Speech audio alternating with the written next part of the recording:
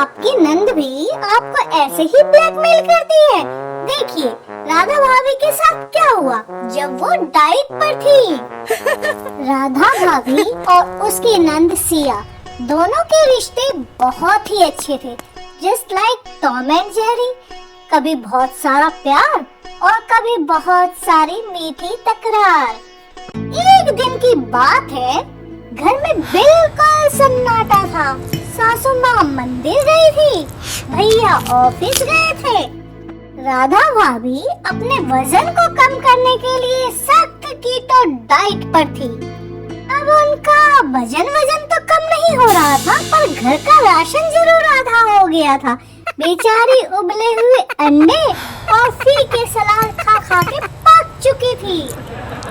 तभी उसे याद आया कि फ्रिज में सबसे ऊपर वाले खाने में सब्जियों के पीछे छिपाकर भैया ने अपनी पसंद की डबल चॉकलेट पेस्ट्री रखी हुई थी। मिल गया,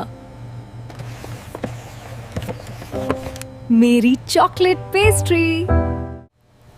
बस फिर क्या था, राधा भाभी की नजर उस पर पड़ गई थी। पेस्ट्री को देखते ही राधा के मन ने कहा, नहीं राधा, कंट्रोल कर।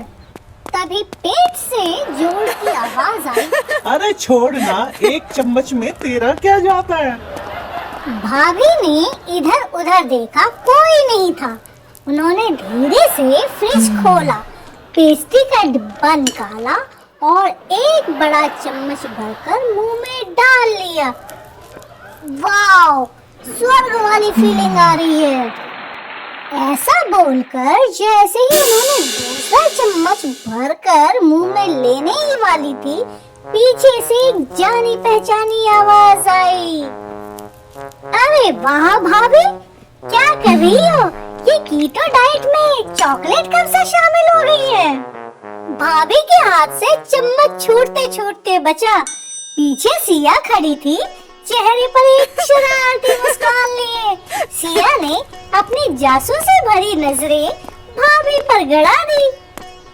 सिया की आवाज सुन करके भाभी हड़बड़ा गई थी, इसीलिए उनके मुंह के कोने पे चॉकलेट लगी रह गई थी। तेरे चेहरे पे देखो कितना लगा है। हाँ, और तुम? सिया ने ऐसा बोल करके झपट्टा मारा और दूसरा चम्मच खुद खा गई। उफ, भाभी ये कितना टेस्टी है। आपकी डाइट का तो सत्यानाश हो गया।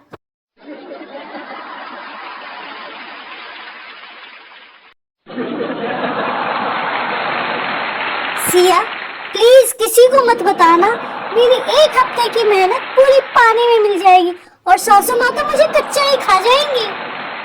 सिया ने मौके का फायदा उठाया और कहा, ठीक है नहीं बताऊंगी, लेकिन बदले में मुझे ही क्या मिलेगा। अच्छा सिया, तुम्हें क्या चाहिए? जो चाहिए मैं दे दूंगी।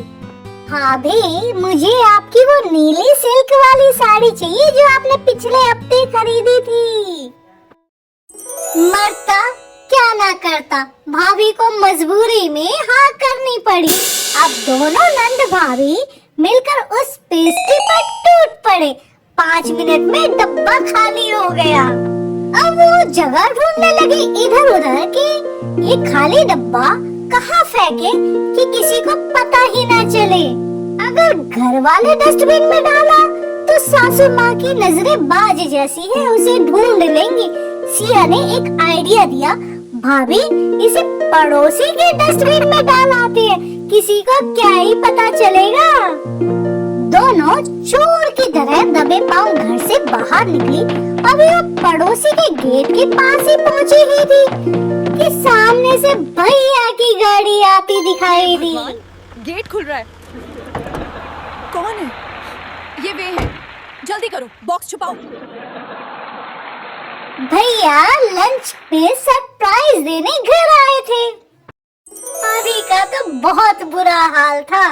अब वो घबरा गई, क्या होगा? तुम्हारे हाथ में खाली डिब्बा है सिया। सिया का दिमाग बिजली से भी तेज चला। जैसे ही भैया गाड़ी से उतरे, सिया ने मासूम सा चेहरा बना के कहा, भैया अच्छा हुआ आप आ गए। देखिए ना, पड़ोसी का कुत्ता हमारा चॉकलेट का डिब्बा लेकर भाग रहा था।